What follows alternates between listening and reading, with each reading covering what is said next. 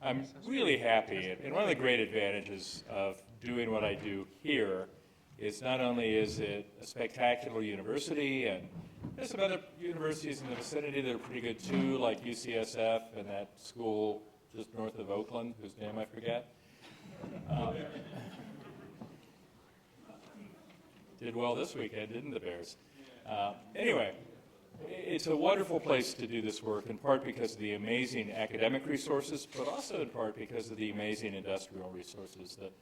This is Silicon Valley, but it is also, I think, arguably the world's center for biosciences industry. And so to have an industry panel here turned out to be fairly easy, even though we had to import at least one person from San Diego, I think. I'm really pleased that we've got this panel, in part because it's not just an industry panel, but it's an industries panel.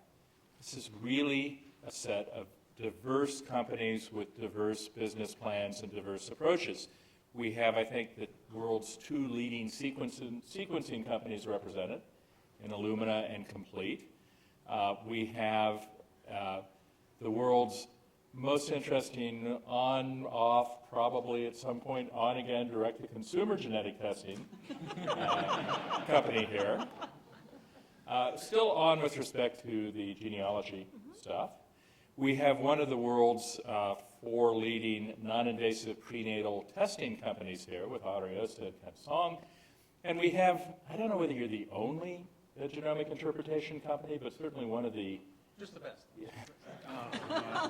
One of the first, Personalis, which I think actually grew out in some respects of the Steve Quake study we talked about earlier, that was mentioned earlier today, represented. So it's not industry, it's industries. And one of the things I particularly like about it is that some of the most sensitive aspects of the industry, I think both DTC, direct-to-consumer, and prenatal are both challenging and particularly sensitive, politically, morally, and in other ways. And I think Personalis and the interpretive side of it is just going to be one of the hardest. And of course, the sequencing companies are trying to keep up with Moore's law, which has to be a challenge in and of itself. So I've asked all of them just to speak very briefly and talk about, from their perspective, from the perspective of their industry, their firm, their industry, their segment, what would they like to see in a regulatory scheme? And we'll take it in order, starting with Maya Tomei, whose work in My Cousin Vinny I thought was spectacular. And that was her identical twin sister, Marisa Tomei. But Maya, you're up.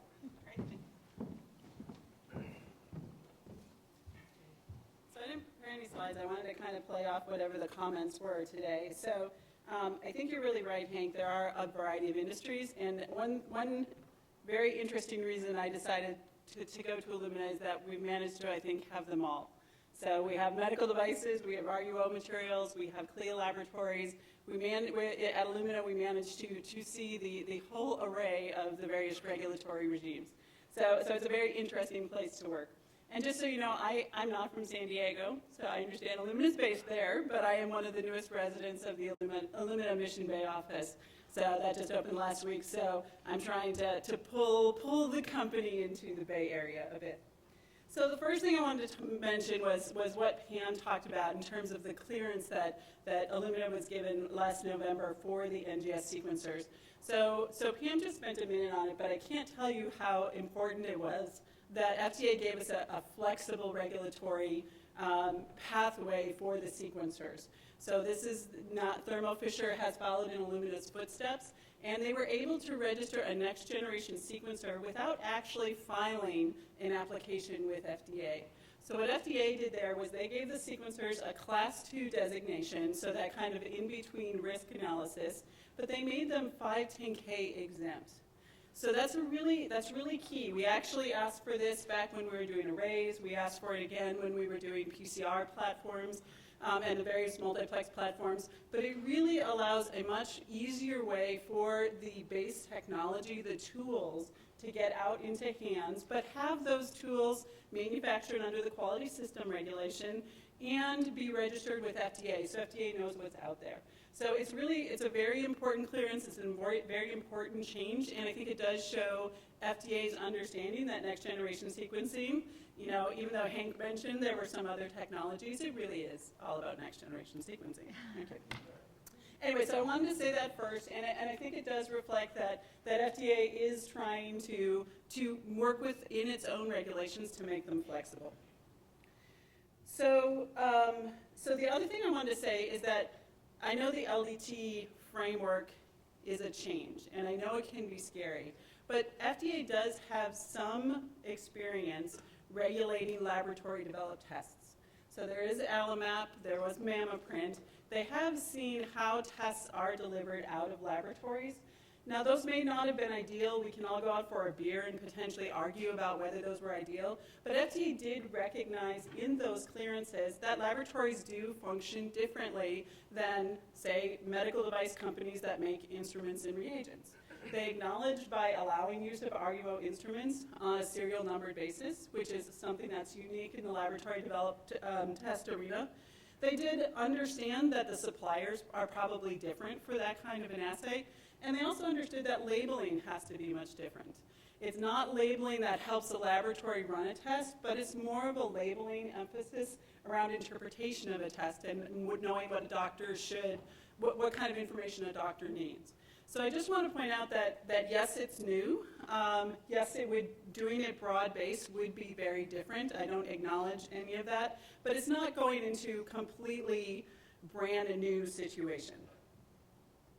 So the other thing with the laboratory-developed test framework that I think it's hard to exactly put in words, but should FDA come in and regulate LDTs, I don't think the discussion can be that everything's going to stay the same and there's going to be FDA regulation.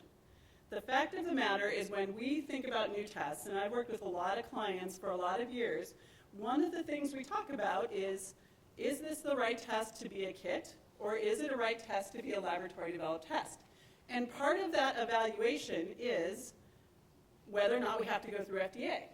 If everything has to go through FDA, I think you will see differences in what are considered good tests to deliver from a laboratory and what tests are appropriate to kit up and go through FDA and be delivered to lots of different laboratories. So I don't want the laboratory-developed test discussion to necessarily get stuck in the idea that everything stays exactly the same and we have more FDA regulation. Because I think it will change the calculus of what kinds of tests are delivered laboratory-based and what kind of tests are delivered kit-based. So I want to make sure that we don't get too stuck in the world as today, plus a whole lot more work, because I don't think that's the whole discussion to be had there. So the only other thing that I wanted to play off from this morning is I know I have lots of laboratory-developed test customers, and I know very many of them are incredibly well-done assays. I've also walked into CLIA laboratories where I'm pretty convinced whatever CLIA inspector was there was blind, and that those procedures were not in Braille. So there are wonderfully laboratory-developed tests. Many of the folks that spoke this morning, I would love to have my sample tested by their laboratories and rely on that result. But the sad fact is it doesn't reflect all the laboratories. And not that you always have to regulate to the lowest common denominator, but I think it is important when the thought leaders are thinking about this that maybe not every test is in that kind of incredibly well-done situation. And there may be examples that from the state of New York where you may have seen that. So those are the kinds of things that I wanted to say. But in general, I'm really pleased that we're having this discussion. There are so many voices in the mix here, and I'm looking forward to the panel discussion.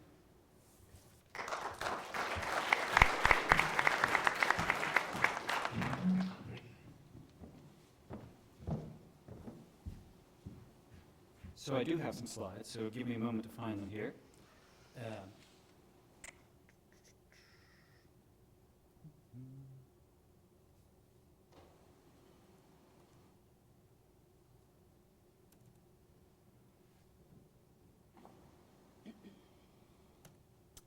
Okay, so one thing I found surprising about the presentations this morning it's probably due to the fact there weren't very many lawyers presenting, is that no one offered a disclaimer.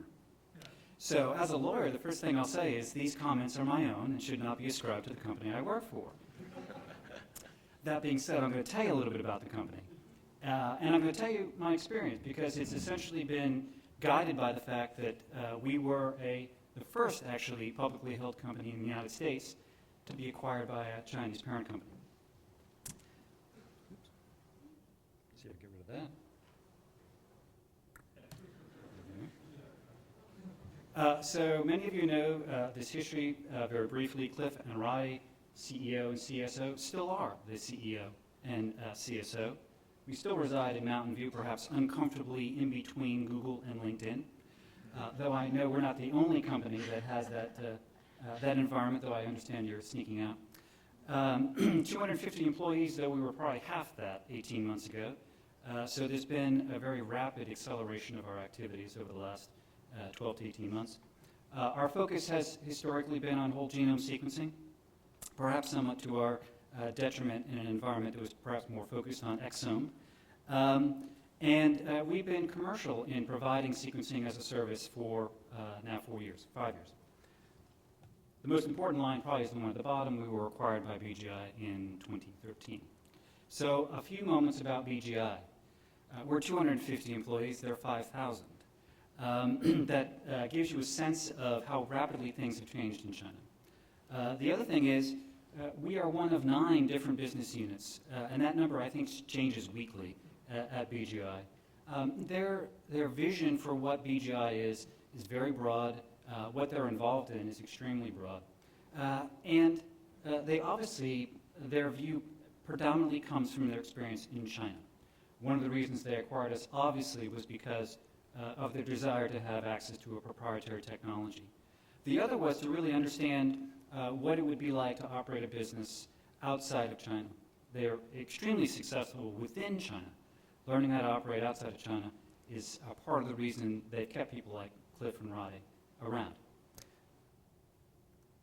So let me tell you a little bit about the worldview that I have now, which is definitely consistent with the worldview I think that Cliff has, because in fact I stole this slide from Cliff, and also consistent, I think, with the worldview that BGI has, which is that one thing we've seen, and we've been doing this testing now for 15 or so years, is that we still have not been successful in generating large sample sizes. We can't get large populations in a single database where they can be assessed.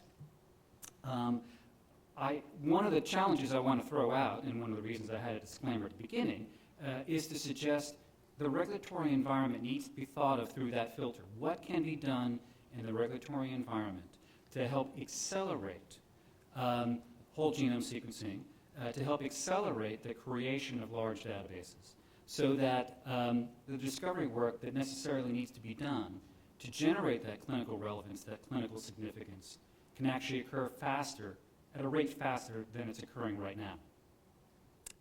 We believe certainly that with the right business model, with the right regulatory model, that can happen in the next 5 to 10 years. If that happens, the next thing that will happen, also from one of Cliff's slides, is the creation of what we view as the ultimate genetic test, which is to say, it might not be exactly what President Clinton had envisioned at the beginning of the Human Genome Project, that we would all come home with a little card, but we might come home with an address to somewhere up in the cloud where our genetic sequence is being maintained. And also the ability to query that sequence against a massive database, routinely as needed and cheaply, so that diagnostic tests would be available at an inexpensive and rapid rate. Now, one of the things, again, that we need to challenge here is the notion that how is that regulatory environment going to work when a genetic test, as we've talked about earlier today, constantly evolves? The knowledge that we have that underlies that test right now is good. Tomorrow will be better. The day after that, better still. How do we connect the individual with that information in a way that the regulatory environment finds acceptable? both of these problems about how we rapidly accelerate the discovery in genetics and how do we keep people informed, I would posit really focuses on the individual and the ownership that the individual has both in owning their own genetic sequence, but also in the responsibility for their own health care. And this is where I can come back to BGI, because one thing that we have learned from them is the individual in China quite readily accepts the responsibility that they have for advocating for themselves and for being responsible for their own health care. I would posit it's somewhat different here in the United States, where we view largely as our health care is the responsibility of our physician.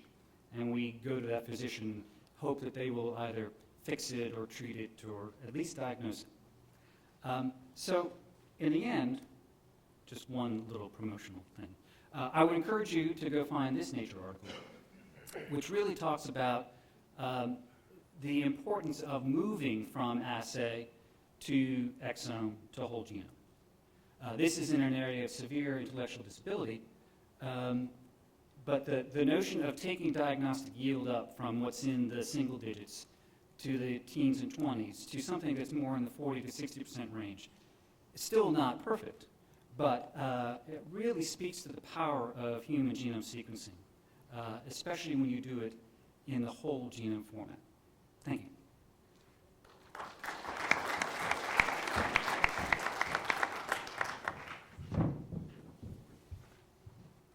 Good afternoon.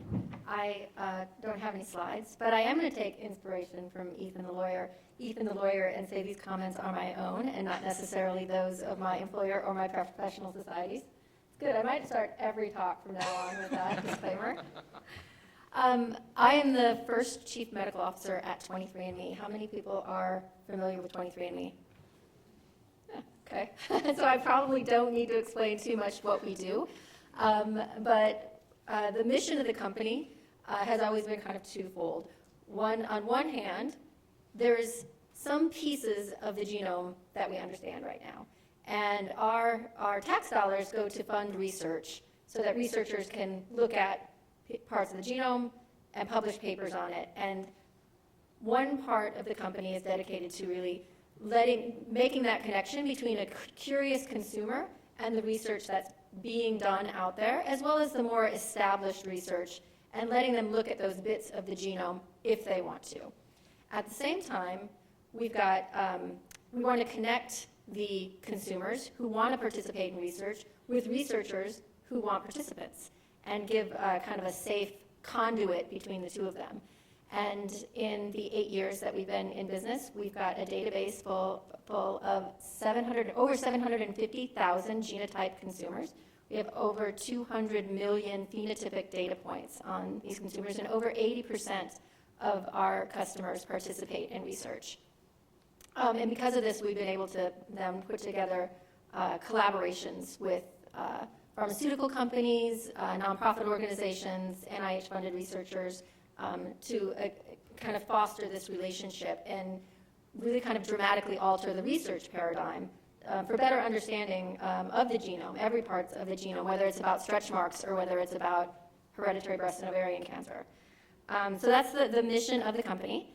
I myself joined the company, 5 or 6 months ago. I'm actually a card-carrying molecular pathologist, so up until 6 months ago, I was on, very much running medical laboratories for medical reasons with tests ordered by medical doctors, very active in CAP and AMP, and Elaine and Gail definitely reflected my personal convictions on the regulatory issues around laboratory developed tests, and I thought they were very articulate in their concerns.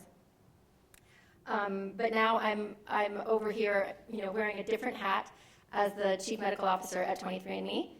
And as you know, probably, that we were asked by the FDA to stop providing the health-related information of our product in November of 2013.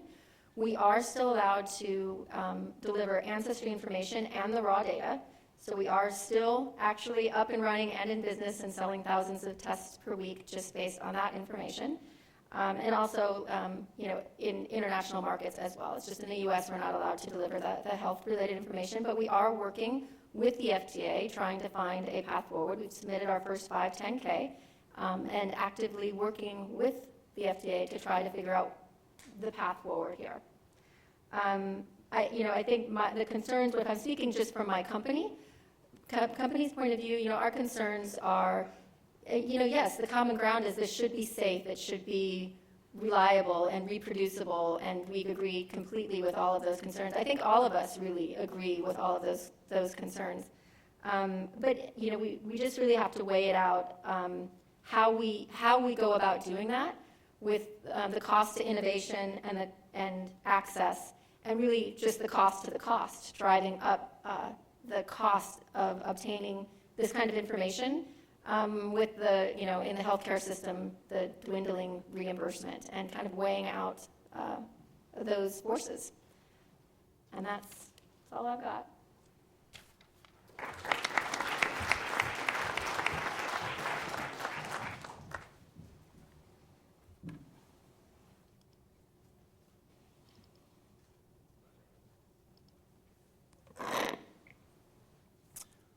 Hi there, my name is Ken Song, and I'm the CEO of Ariosa Diagnostics, and I'll put forth the same disclaimers as the two previous speakers. So these are my own views. I guess a little bit of background. I helped start this company back in 2010. Prior to that, I was actually in the venture capital world, so I was investing in early stage technologies for a few years and had seen many companies in the diagnostic space, therapeutics, et cetera, just as they were looking to get up off the ground. And so that was a really interesting experience for me because I was able to see the perspective, at least from an investor point of view. Before that, I was a clinician. So although I'm in a women's health company, I was actually a gastroenterologist and an internal medicine doc by training. And I was in academia. And so I have sort of the view from a physician perspective in terms of trying to think about what really is best for the patient. And then I've also spent a fair amount of time doing basic science research in multiple different disciplines. Ultimately culminating to starting this women's health company. So Ariosa Diagnostics is a private company. We're based here in the Bay Area down in San Jose. And we do what's called non-invasive prenatal testing, non-invasive prenatal screening, whatever you want to call it. There's many different acronyms that are out there.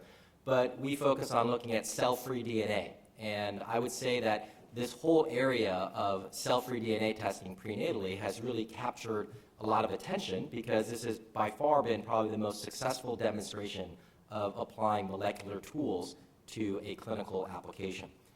And sitting here since this morning and listening to all these speakers talk, I have to say that I stand here still quite confused and not really knowing what the right path forward is or what the right answer is or how different stakeholders will be sort of providing their inputs, whether it be to the FDA, the NIH, to payers, et cetera. And while I, by no means, in the next few minutes, am I going to give you any sense of what I think is the right path or what the right answers are, I guess sitting here and thinking about what I was going to say to you over the next several minutes, I think one central thing should remain in all of our minds as we go forward and think about making policies and thinking about regulations, thinking about pricing, et cetera. And is that to bring it back and keep it very simple about thinking about the patient. Everything that we are doing here is ultimately for the benefit of patients. And I think we need to ask ourselves, regardless of where we're sitting in our respective day jobs, is this the best thing for the patient at the end of the day? And what can we do to ensure that we are actually optimizing and putting the patient first? Don't put your self-interest, the interest of your organization, the interest of profits or whatever. What is absolutely the best thing for patient care? And I think if we remind ourselves that that is really what we need to focus on, that we will find out whatever the right answer may be. What I'm going to do is just show you a little bit of maybe this is more like a case study, just sort of demonstrating to you sort of how molecular testing has been applied in a clinical setting. And this is just a small sliver of all the other topics and all the other testing that can be done. But this is as Hank mentioned, maybe one of the more sensitive areas because we're talking about pregnancy and what is it that we actually are offering to pregnant women as they're going through and thinking about the health of their fetus. So the underlying technology is all about doing non-invasive prenatal testing with cell-free DNA. And that cell-free DNA is exactly, it's very descriptive because it describes what it is. It's basically small bits of DNA that are found in circulation in the bloodstream. And actually everyone sitting in this room has small bits of cell-free DNA in circulation right now. Now during pregnancy, the fetus also produces its own cell-free DNA. and that cell-free DNA enters into the maternal bloodstream. And it is the coexistence of both the fetal and the maternal cell-free DNA in maternal blood that has allowed this whole area of non-invasive prenatal testing to emerge. And basically, through a simple blood draw from the mother, we can actually look at the cell-free DNA fragments from both the mother and the fetus, and because we're looking at the DNA from the fetus, are able to provide a very accurate assessment of what may be happening in terms of certain genetic conditions within that fetus. Now, earlier this morning, there was a lot of talk about variants and sort of penetrance and whether or not they're associated with diseases, et cetera. In this particular instance, where cell-free DNA testing for prenatal applications has been, the genotype is directly linked to the phenotype. The initial introduction of cell-free DNA testing for prenatal applications has been on looking at aneuploidies, or abnormal numbers of copies of chromosomes. And the most common one that I think people are aware of is trisomy 21. Trisomy 21, again, I think in this field is very descriptive. Trisomy means 3, so there are 3 copies of chromosome 21 rather than the expected 2 copies that you would see with any other chromosome. And trisomy 21 directly is linked to causing Down syndrome. If you have trisomy 21, you will have Down syndrome. This is not a situation where we're looking at a single nucleotide variant that has a 20% penetrance or association with condition. This is indeed the fact where the underlying genotype directly relates to the corresponding phenotype. And I think that's a little unique, at least in the area where we're doing our testing. Now, there has been numerous studies that have been done around the world. I would say that there have been many dozens, if not probably 100 publications that have already been done in the area of non-invasive prenatal testing with cell-free DNA, and probably hundreds of thousands of patients worth of data that's been in the literature. But none of this has been regulated by the FDA yet to date, nor any other regulatory body outside the United States. Cell-free DNA testing, when you compare it to what is the current standard of care, which is conventional screening using blood proteins or ultrasound, you can see that the benefits are quite clear. The accuracy in terms of identifying cases of trisomy 21 is greater than 99% with cell-free DNA, compared to traditional methods that are in widespread use that are as low as 70%. And likewise, the false positive rate, which probably is even a more compelling value proposition here, is less than 0.1% compared to the 5% false positive rate that is seen with conventional screening techniques that are in wide practice today. 1 in 20 women are incorrectly told that they're at high risk of having their pregnancy with a fetus with trisomy, when in fact that is not the case. And I think if you just go home and ask someone, your neighbor or your friend, you'll probably come across someone that had one of those false positive results.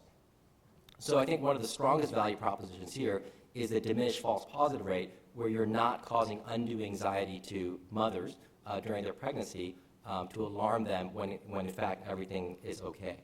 And also with cell-free DNA testing, it just requires a simple blood draw, whereas with conventional screening, it could be as complicated as requiring 2 separate blood draws, as well as sometimes a specialized ultrasound. Now, there's been quite a few things that have actually occurred. All these tests are now offered as laboratory-developed tests. There are several offerings, several companies that are offering this in the United States. We're just one of them. But since this product has actually come to market, there's been a lot that's changed. I think there was my reference a little bit about Illumina having their sequencers under FDA approval, but that is just a MiSeq instrument. Many companies that are doing this are actually doing it on a different sequencing instrument. And indeed, there's been actually 3 versions of the sequencing reagents from the manufacturer that have become commercially available, and they've actually discontinued some of the prior versions of the sequencing reagents that were out there. There's been new hardware systems, completely new hardware that's been introduced, both on the sequencing side, as well as the validation of non-sequencing based approaches. And there's been many things that have been done on the software and the analysis side that has really many iterations of software improvements and changes in terms of the way the analysis is done. But this has translated to improved accuracy. I still remember 4 or 5 years ago when this was first introduced, people were talking about false positive rates with cell-free DNA of 2%. We're now down to less than 0.1%. So clearly, some of these changes that have occurred have been to the benefit for patients as well as the industry. There's faster turnaround time, where patients are now getting the results in the matter of less than a week, whereas when it was first introduced, it was a matter of a couple of weeks. And also, some of these improvements have also translated to lower costs. However, all these changes took place in less than 3 years. And so I think the question that I pose as we think about regulation is, how does one embrace, sort of improvements and evolutions in technology, and can that keep pace can the regulations that whatever that we want to impose, can they keep pace with all these dramatic improvements that we're going to be seeing as these new technologies continue to evolve and mature? The last thing, though, is that I can't stand up here and say that the industry, that at least that I'm involved in, this small sliver, has done everything correct. In a way, there are areas where one needs to think about, can there be better oversight, and whether that oversight comes from professional societies or from regulatory bodies, I don't know what that is, but I will give you an example of something that has happened, specifically within the non-invasive prenatal testing space, that I think does cause some concern. And I think Dr. Hudgens, who was here earlier today, sort of spoke to this in terms of some of the marketing practices that are being employed by those in the industry. When this test was first introduced, again, I remind you, we're talking about less than 3 years ago, it was primarily testing only for trisomy 21, which causes Down syndrome. Shortly thereafter, companies added on the ability to screen for trisomy 18 and trisomy 13. These two conditions are fairly rare, generally considered to be incompatible with life, with trisomy 13 having a prevalence of about 1 in 10,000 pregnancies. After that, companies decided to add on the ability to evaluate for sex chromosomes X and Y. In addition to providing information on fetal sex, these actually allow you to also screen for different sex chromosome aneuploidies. These are things that have never been screened for in the history of prenatal screening, yet these were now introduced very quickly by industry, leaving many clinicians confused as to how to implement this into practice. And now more recently, companies are now starting to add in micro copy number variants, micro deletions and micro duplications. These things are as rare as 1 in 100,000 pregnancies. And I think that, and there are numerous ones of these that are actually out there. And again, these have also not been introduced into common practice at all. But what we've seen is that as we've expanded the menu, the clinical relevance of the things that are being tested for has decreased, as well as the clinical validation and accuracy is sometimes completely lacking. There are certain offerings that are out there right now where not a single clinical sample has actually been run. These are based upon synthetic modeling with claims being made to clinicians that these things indeed can be tested and screened for during pregnancy. There are also other of these things as you go further to the right where there are published claims where the sensitivities range from 60 to 80%. So again, we are not looking at the 99% accuracy of the things on the left, but now you're introducing within the same test things that have an accuracy of only 60 to 80%.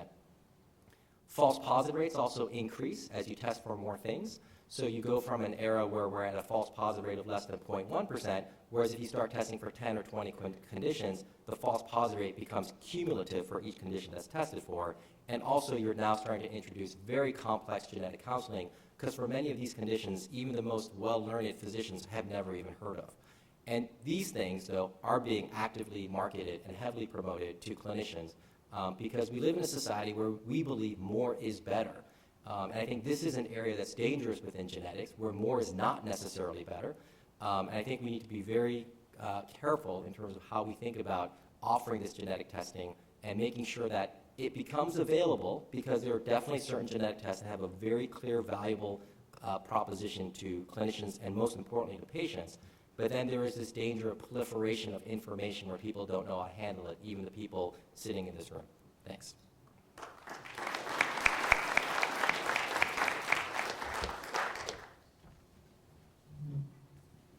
Hello, my name is John West, and I'm going to see if I can bring my talk up here.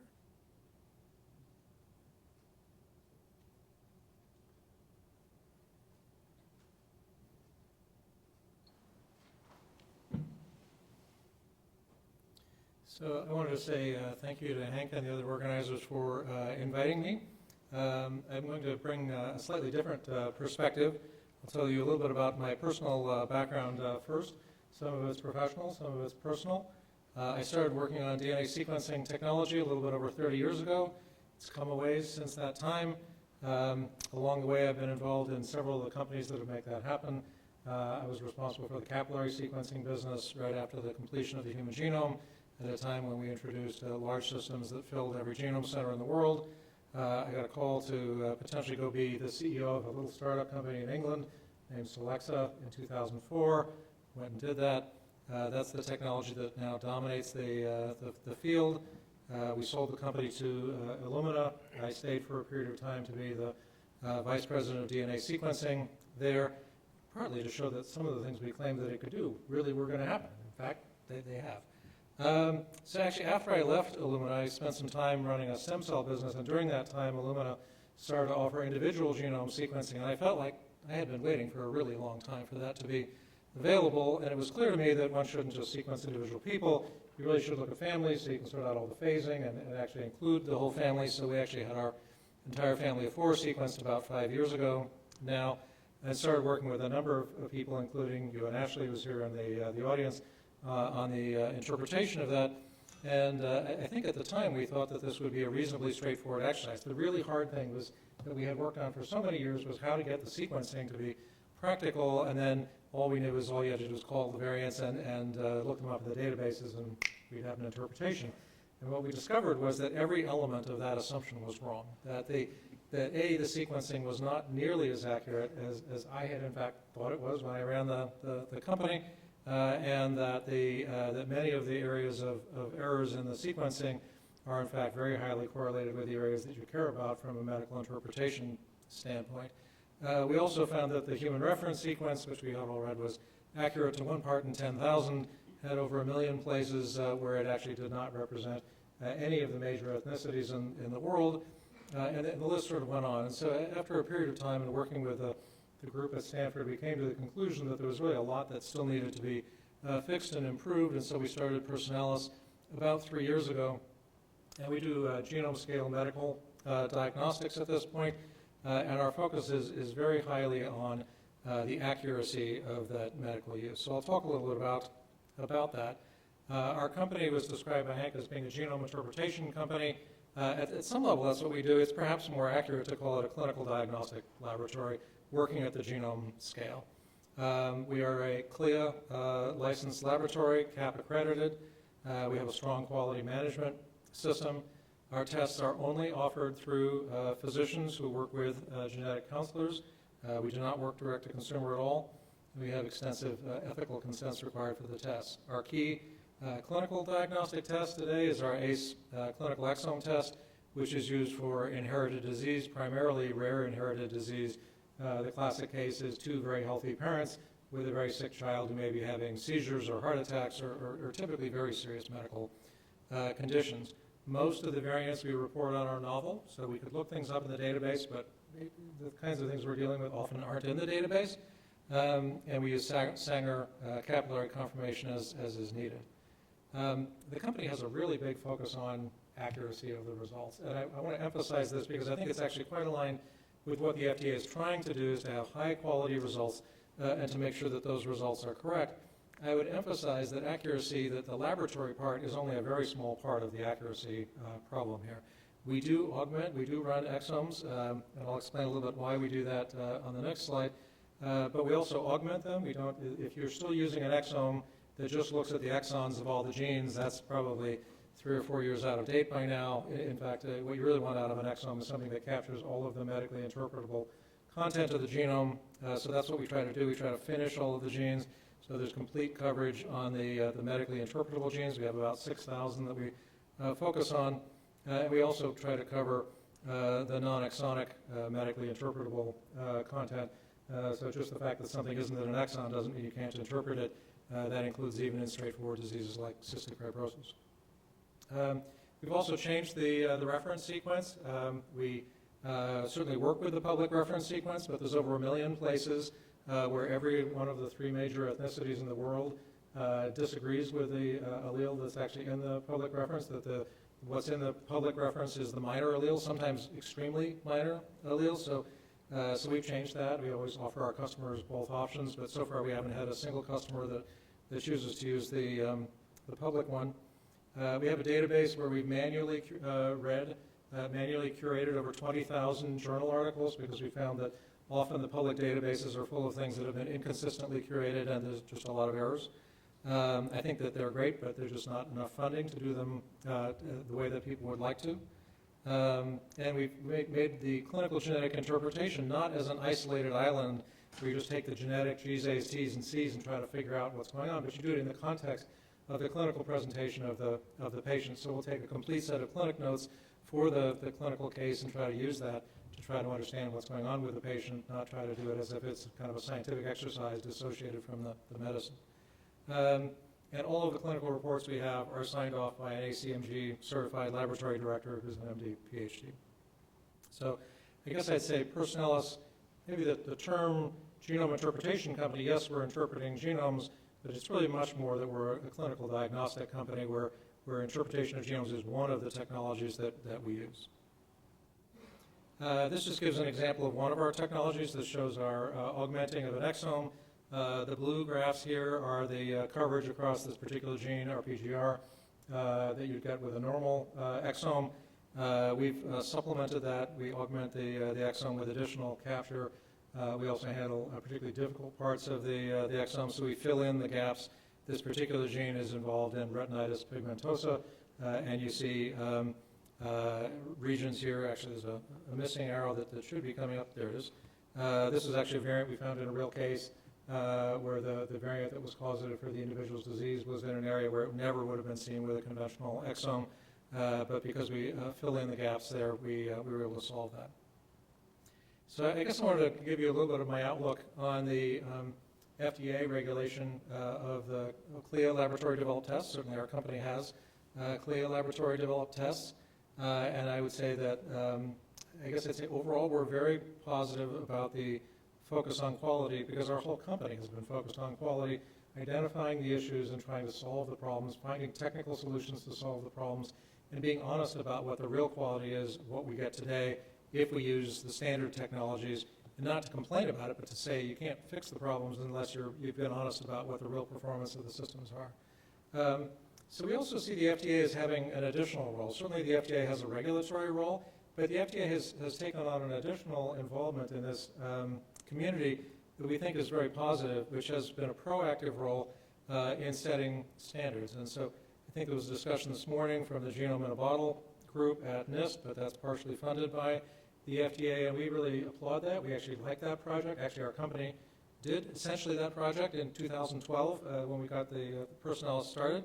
But we've continued to participate in that. We think that's a great thing because it's difficult to regulate something if you can't measure it properly, and you can't measure it if you don't have standards. So actually, our message here today is not that the FDA shouldn't move ahead. We actually think that it should do more of that part, and that perhaps on the balance of regulatory versus getting the measurements right to start with, our sense is that there's a lot to be done on the measurement side, and that the FDA can contribute a lot to that because it will be setting up the standards which it can then measure people against to see how they're doing. So I would say that one should look not only at regulating issues of error rates that have to do with false positives, but specifically that it's important to deal with false negatives, because we see frequently in our area where we're looking at rare Mendelian diseases that many laboratories who do that kind of work will report diagnostic yields that are in sort of the 25% range. Some of these are very prestigious organizations, and I'll tell you, they're not missing the other 75% because they don't have a whole genome. We've tried cases where we have both the exome and the whole genome. We don't find anything more in the whole genome. That's not where things are missing. What we find is that people are missing things because they're not going deep enough, they're not seeing the mosaicism, or they're not looking at other issues. So I'd say the issue is that it would be very helpful if the FDA could get at issues of sensitivity, because in fact we are often missing variants and we're often missing the causes behind disease, and to quantify that sensitivity, we find that often the quality differences in what our company ends up doing, we put a lot of effort into issues of accuracy, is that we actually end up detecting things that other people would not have detected, whether it's because of the sequencing or because of the better databases or because we fixed the reference sequence.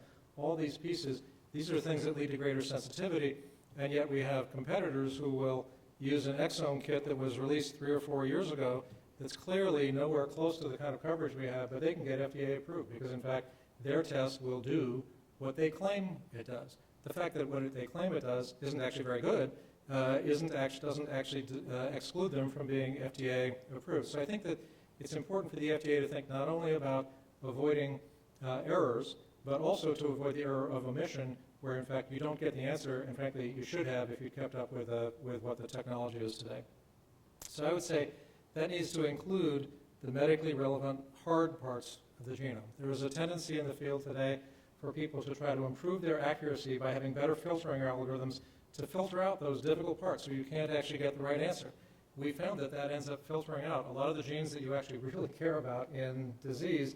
I don't think that's the right answer. The answer is you have to go get the doggone sequencing answer, make it work properly, and get something that's in fact the correct answer. So I guess I would speak up strongly for saying that the FDA should have standards around sensitivity of tests, and it ought to insist that laboratories not be allowed to filter things out, at least without stating, yes, we're filtering out a third of the genome, which is in fact what some groups will do.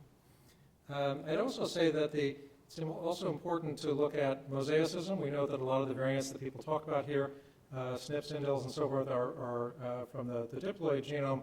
But in fact, a lot of the variants that we actually see in real clinical cases that we're running into now are mosaic, and they don't exist at 50% allele frequency or less. Sometimes they exist at substantially lower levels from this. And this is also part of the Achilles heel of the whole genome effort. The whole genome will in fact show you a very broad coverage. It won't show you a very deep coverage. And this is in fact part of the reason that clinically we've stayed with exomes, because in fact we can afford to go deeper and be able to see those kinds of variants.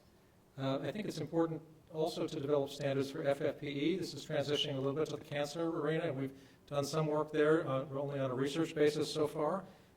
We've received FFPE samples from a wide variety of laboratories, and they have dramatically different quality. We see some samples where, in fact, the DNA is extremely clean, and we can work with that. We can get great results.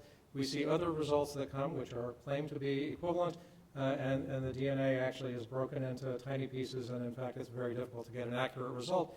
And in cancer, you are looking for very low-level mosaic variants, and the errors that occur from fragmented DNA will masquerade as if they are low-level variants, and people will in fact pick up things that are false positives because their FFPE standards are poor. But there are no FDA-imposed or insisted upon standards for what the quality of FFPE is today. So the issue is not only quality of the genome and the ability to sequence that, but if we don't deal with that upfront sample prep, and cancer has one of the most difficult sample prep areas, we won't achieve the quality that we're looking for. And to some extent, FFPE was really a technology developed for the processes 20 years ago when cancer was being analyzed primarily by histopathology, which it still is, but we're now adding a genomic component, and the sample prep it was designed for something that was not genomic analysis. And I guess lastly, I would say, and having run both the world's largest Sanger sequencing business and what became the world's largest NGS business, that the same regulatory rigor and the same standards should be applied to Sanger sequencing-based tests as NGS. Because I hear lots of people say that Sanger sequencing is the gold standard. My sense to that is usually to say, you don't know much about Sanger sequencing. Because frankly, Sanger sequencing is really easy to screw up, and it's actually easier to get high-quality data off of the most modern NGS systems than it is from a Sanger system. Doesn't mean you can't get high-quality data, but if we're going to be serious about quality and bring in those standards, then we need to apply it also to all the existing Sanger tests. And I think what will happen from that is that a lot of the Sanger tests in the world will go away and be replaced by NGS tests, which are actually better quality. So I guess I was going to transition to the next speaker, but there isn't one. So thank you for your attention.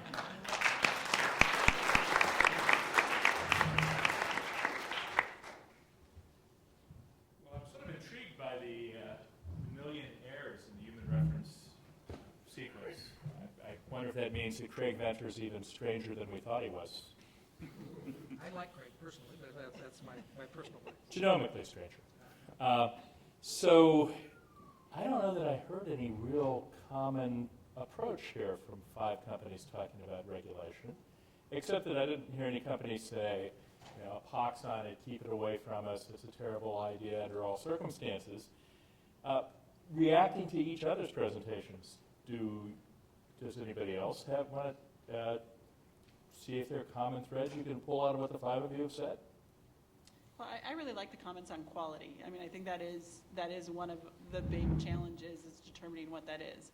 And one of the challenges, is what is clinical truth and how do we get there? So I think all of us working together to determine that, because I don't know that it is just comparing to one method or deciding something is the gold standard. I think all of us working together on that would be what could bring the field further forward than anything else. So those comments really resonated with me.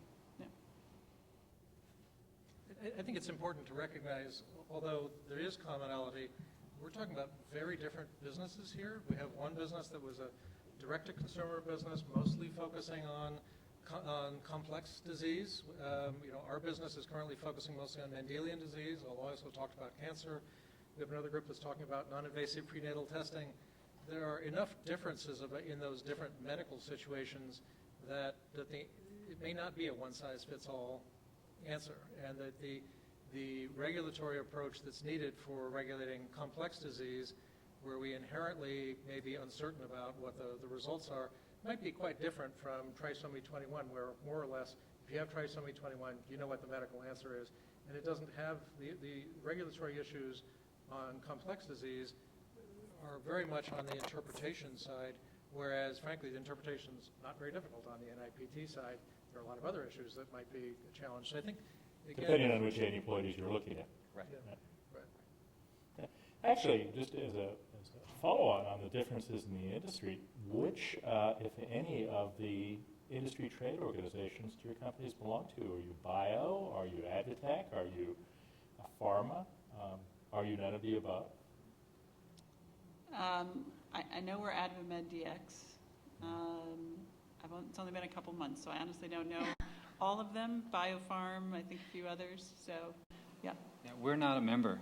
Of any of We them. kind of don't really fit in any of those categories. So, For the most part, we don't really fit in those categories either, but I do think, I have to go with Maya on the fact that I've only been here for a few months, because I do think we are part of one of those organizations. I don't remember which one. Okay.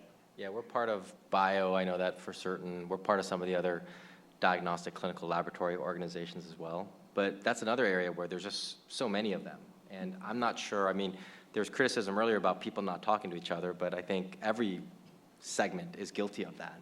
And there's all these different sort of parallel discussions that are happening. And I don't know what the best way is to bring people together so that there's probably a lot of redundancy that's actually happening amongst some of these organizations. Well, if FDA regulates us all, then we'll just have a common enemy. Yeah. Just kidding, Pam. Or a common friend. A common friend, a common ally. There we go.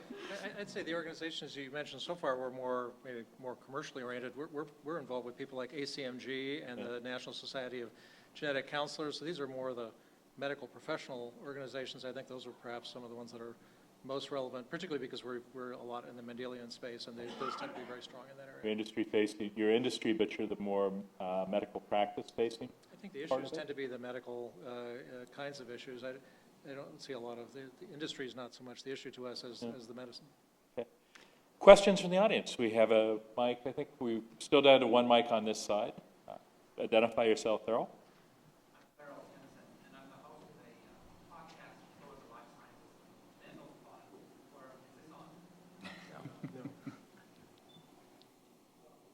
That would be too easy.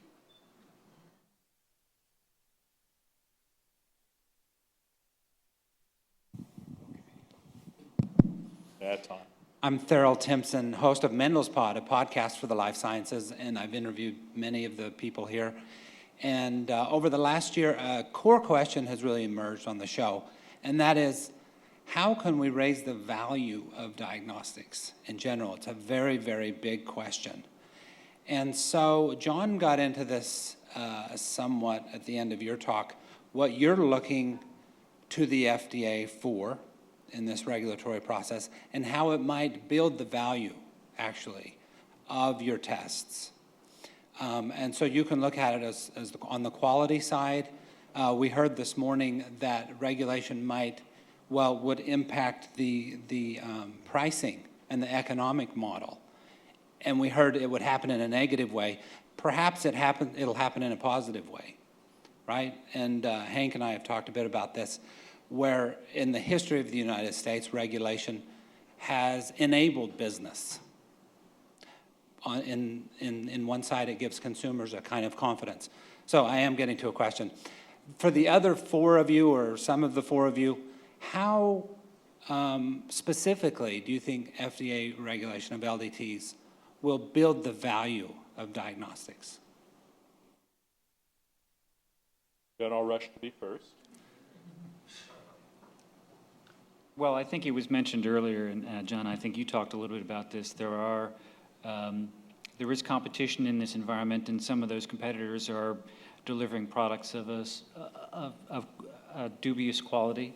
And I do think that LDT regulation does have the possibility of filtering that out, so that ultimately what we'll see is stronger players, but players that can offer high-quality tests. I mean, nothing comes for free, right? I mean, there's always a trade-off. And I think I tried to highlight that when I was speaking in terms of some of the innovations that have happened in the field over just the last few years in our specific segment, and how if we had been in a tightly controlled, regulated environment, we probably wouldn't have been able to take advantage of any of those, because I think at least the way it works right now in terms of the review cycle and making changes to an entire manufacturing process or using a new reagent, it's pretty onerous. And so, I mean, when you say value, I'm not sure what you mean by that. I think it's important for us to demonstrate what the clinical value is to all these tests that are being done. And I think that's a question we do need to ask ourselves is, for what patient population that we're testing, is this valuable, right? So certain things you would do in certain patients and not in others. But I will say this, and I know this is not supposed to turn into one about reimbursement and cost, but I would say that the onus is on industry to continue to bring the cost of the testing down while continuing to lift the value up. So as quality improves, cost needs to come down. And I think that's consistent with being the best for patients, because what you don't want to do is have a $2,000 test that can only be accessed by a small segment of the population. You're better off having a $200 test that could be accessed by most of the population. If it's a useful test. If it's a useful test, yeah. I find myself conflicted in how to answer the question, because on one hand, I can see that, the labs that can go through the FDA process successfully, in a sense, do get a competitive advantage and do get some kind of a stamp of approval that might help them in the market. But having worked my whole career in the LDT space, I know that many or most of those labs also do very high quality work, and at this point in history are struggling to keep their lights on. And it almost seems like it might be, I'm not sure necessarily that just because the test went through the FDA that it's in any way superior to something that could be done in a hospital laboratory. So I'm conflicted in my answer. I wear two hats.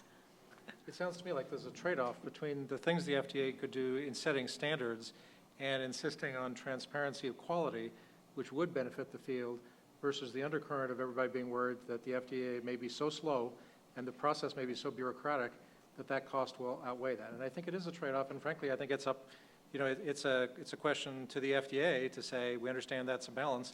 Does the FDA actually have the funding and the staffing to be able to take on delivering on the kind of regulation it wants in an industry that's as fast-paced as Ken has said? Because I think if in fact the FDA was keeping up with the kind of change that Ken was talking about, and you could in fact apply and have an answer back in 2 weeks, then that'd be great, and maybe it'd be okay. If the answer is that it takes 2 years to get an approval on something that's incremental, well, that's going to be pretty damaging. So I think it is a trade-off, and I think the question is, does the FDA is proposing to go ahead and do something? My assumption is that they must think that they have the resources to be able to do that with fast enough turnaround time that they can actually keep up. I don't have enough experience with it. But what I hear is that may not always be the case. But the FDA, like all of us, doesn't scale their organization until they have a market. I can sit around all day and say I have a $1 billion market. I don't set up a business to support a $1 billion market when that valuation is made at the beginning. Just like FDA is not going to scale their organization on the idea of regulating LDTs, they're going to have to scale, and they've created the framework to help them, give them time to scale. I also think it's important that we don't talk about this. There is a balancing, but everybody keeps going like this. I don't think the conversation is, should everything stay the same as it is today, or should everything change to everything being regulated exactly as it is today? No, it's a pace and a prioritization. Exactly, but we have to embrace this conversation to come up with the right way to regulate all of this, and just instead of just assuming there's two worlds, and those are the only two options at this point in the conversation. So I think there's a lot of stuff in between, and there's a lot of interpretation with all the regulations we live with. One of the interesting things about how the FDA has regulated in recent decades has been through increasing use of user fees, where pharma and others would negotiate with FDA and congressional auspices to basically pay to have more reviewers, more money put into reviewing, more bodies, and some timetables for reviewing, guidelines for reviewing. It's currently, I think for FY15, user fees are going to be almost 30% of the FDA's total budget, $1.2 billion or so from user fees. But I'm not sure genetic testing is able to pay the sorts of, that it would make sense to ask genetic testing to pay the sort of user fees that other FDA-regulated industries are paying. That's a big number, but Yep. on a test-by-test basis, for 510Ks, the user fee is, I think, between $3,000 and $4,000 right now. For PMAs, it's about $300,000, Right. but your first one is free. So, and For an honest- NDA, it's much higher than that. Yeah, right, but in medical devices, the fees aren't prohibitive, and I've never gone in with a company, if the true reason why a company couldn't file was the user fee, I know FDA would work with that company to figure out how to deal with that. So yes, that is a big number, but on a case-by-case basis, it's not prohibitive, at least not in medical devices. Next question. Sure. Mark Salad from NIST, and I actually want to say 3 of the companies represented right there do talk to each other and work elbow to elbow in the Genome Metabolic Consortium. Personalis is there, Illumina's there, and Complete Genomics are there. So there are some places where folks are coming together and working together, and it is really working together to increase the confidence in results. And that's adding value, and that's adding value in a way that, all right, this is a bald-faced pitch, but we're part of the U.S. Department of Commerce. NIST is an agency of the Department of Commerce. When I wake up in the morning, my job is to make sure that there's a vital biomedical economy happen, and that there's lots of ways to make that happen. Part of that is having confidence in results and addressing the costs of regulation and addressing, essentially enabling regulatory agility. My colleagues at FDA will approach us and talk about science-based regulatory oversight, but regulatory agility is something that's being pointed out here. You've got to have responsive regulations. And so I will pitch that there's a lot to be said for, and I'm piling onto what John offered up, it's a lot to be said for what regulation can do to essentially, it's a puzzle piece in a larger enterprise, which is we want an effective healthcare system, and this is a piece of, and genetic testing is a piece of that, and then the regulatory part of that enables that to fit in and feed what Ewan's doing. So anyway, I'll offer up that piece, and I don't have a direct question, except I will argue that it's too facile to just say, you can't get, everything costs something, or there's no free lunch in this, because I do think that there are free lunches, and we're, shame on us when we walk by them. This is if you drink your lunch as a genome from a bottle, right? Chris. I'm Chris Scott, the Stanford Center for Biomedical Ethics. My question is to Ken Song. If you were funding your company today as a venture capitalist, given what we've heard about the new regulatory environment that is evolving, what sorts of risks would you look at? And do you think now the funding environment has changed now that we've heard more about regulation? I don't think that the funding environment has changed that much. I think diagnostics has always been a challenging area for venture capital investors to invest into, because typically companies in the DX space don't command the valuation increases until they've actually commercialized and demonstrated success. Whereas if you're a therapeutics company, you can get bought out by big pharma on really good phase 1 data or phase 2 data at billions of dollars. And so DX has always been the area that's been challenging for any venture investor to invest into. I think the new proposed guidelines from the FDA may actually scare some people away just because they don't have the time to really understand them. I think there will always be money there, though, for true innovation and for big markets. And I think that's why, at least in the NIPT space, you see at least several companies that have been funded and are still pretty healthy today because they're all commercialized now. Ewan. So Ewan, Ashley from Stanford, great panel. So we saw with the talks that just went up the idea of the fact there might be 1 million genomes coming. We talked, when I first talked to Hank about doing Steve Quake's genome, part of the inspiration was that there might be a genome one day in the medical record of every individual. Maybe from Jill's point of view, the genome will be on the hard drive of that individual in their home. But I wanted to ask the panel to look forward, we've been thinking a lot about how this should be done, so that's one thing, but I thought it might be interesting for you to speculate on how will this happen? What if you look into the crystal ball? How do we get from here to there?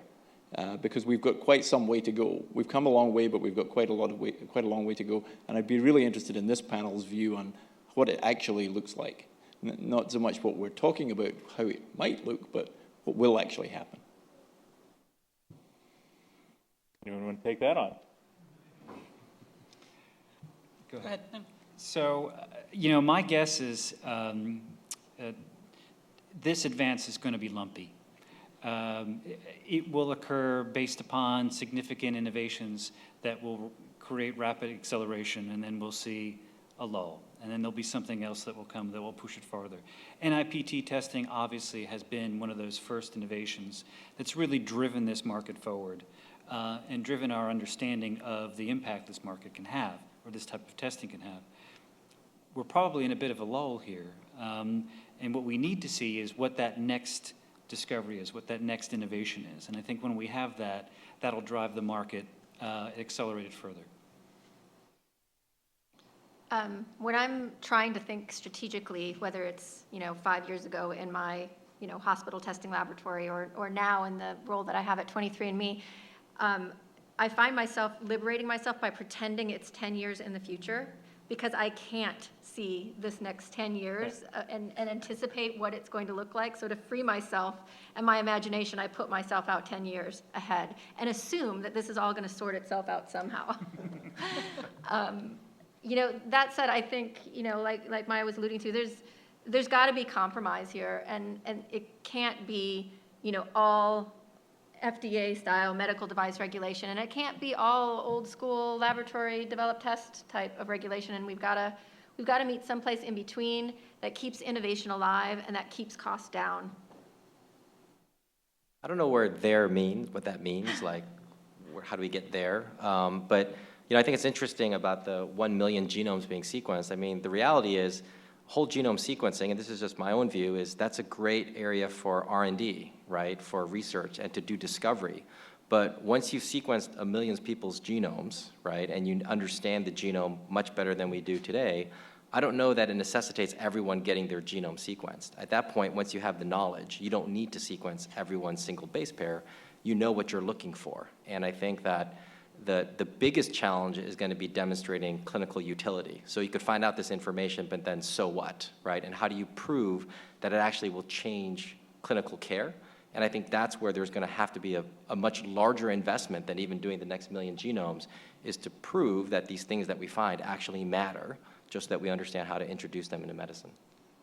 So Ken, I never thought I'd say this, but you sound just like FDA when they're asking about whole genome sequencing. You could have taken the words out of Liz Mansfield's mouth. I mean, honestly. I mean, and I think that's the tricky part from a regulatory perspective, is what is the intended use of a whole genome sequence? What is the utility of that? So I guess we do have some common ground. So it's all good.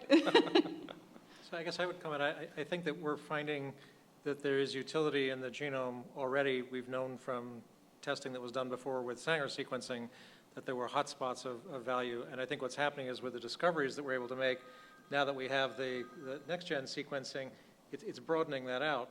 But we're not in it's not that we haven't been seeing value out of the genome. It's just in specific medical situations. And I think what's happening is we're discovering additional medical situations. And the field will start at the places that are the most penetrant and are the patients who are in the greatest need. They will migrate to the things that are perhaps softer over a period of time. So I don't think it's going to be a sudden change. I think it's likely to be a migration, and I think the advances will come much more quickly in some medical areas where suddenly you can make an advance, like NIPT perhaps has happened, and I think sequencing of tumors will be another area that will be very compelling from a medical standpoint. And other areas may take longer because, frankly, it may be longer before we can, in fact, deliver a lot in terms of value. It's not a black and white. I think it'll be medical area by medical area that we'll see things move forward. And I think that the FDA's regulation of it, I think over time, in fact, it's clear that regulation is coming. The well-run organizations will be able to, in fact, manage with that.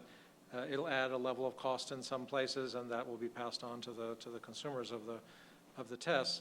But I don't think it's not going to be a brick wall that we're going to hit and not be able to move forward. I think it'll just mean that the areas of medicine that are highest value already will be the areas that move forward most quickly, and areas where the interpretation is more probabilistic, for example, may be more slower. Last question for this panel. Okay, as I've been hearing some things, there's a couple of recurring themes. And one is the technology can move faster than what we can interpret, or even that we can actually get a clinical validity or sometimes an analytical validity standard for, such as the expanded carrier panel that was brought up this morning, the fact that we're going from a trisomy 21 to now a microdeletion syndromes, et cetera. And then also, John, you're talking about the standards and FDA setting standards. I guess I was looking at this and saying, you know, I agree with everything that is being said, but is there a role really to take it out of, you know, for the professional societies? That's where we traditionally set standards for such testing. So there is a standard from the from ACOG for NIPT.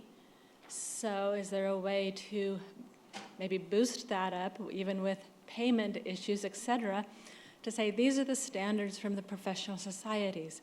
Can we encourage, can we work with the professional societies to work even more quickly than what they are?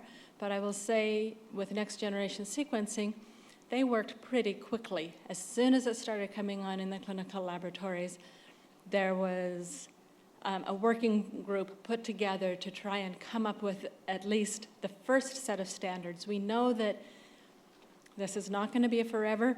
All of these societies have whatever they put as a standard and guidelines. It has to be revisited periodically, every couple of years. So where can a role of a professional society really fit into this more?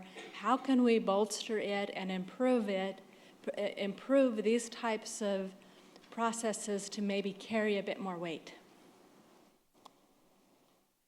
Anyone want to take that?